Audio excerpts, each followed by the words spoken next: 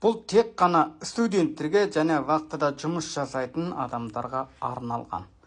Студенттер общагаға, жатаққа барып жатқан кезде осыны қолданса өте керемет болады.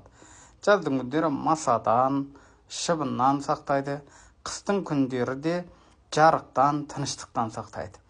Осылай жазып құрып аласыз, құрып алғаннан кейін төсегіңізге қоясыз да ақырын демала бересіз.